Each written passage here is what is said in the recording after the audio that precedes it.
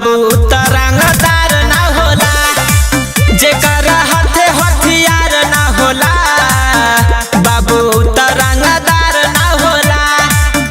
कबो कुकुर के भोकला से सुनो शेर के शिकार ना होला, जबले मर्डर तू चार ना होला, बाबू तरंगदार ना होला, जेकर हाथे हथियार ना होला, बाबू तरंगदार ना होला।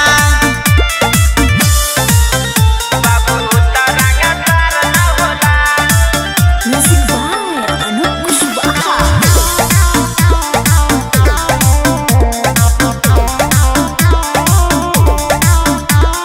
पीछे तो पुलिस के पड़े के पड़ी, डीलिंग हथियार के करे के पड़ी। अरे तोहनी के बस का नइखे रे, पीछे तो पुलिस के पड़े के पड़ी, डीलिंग हथियार के करे के पड़ी।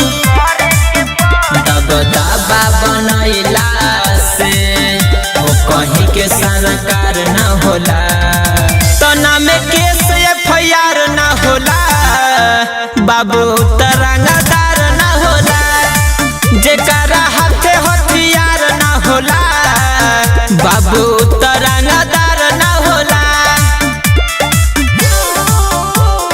तरंगदार ना होला, ना होला।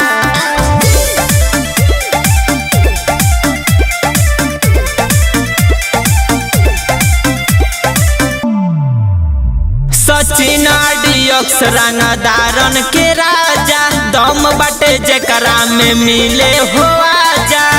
आउ हरियाले प्रिंस डियक्स रंगदारन के राजा, दम बाटे जेकरा में मिले हो आजा।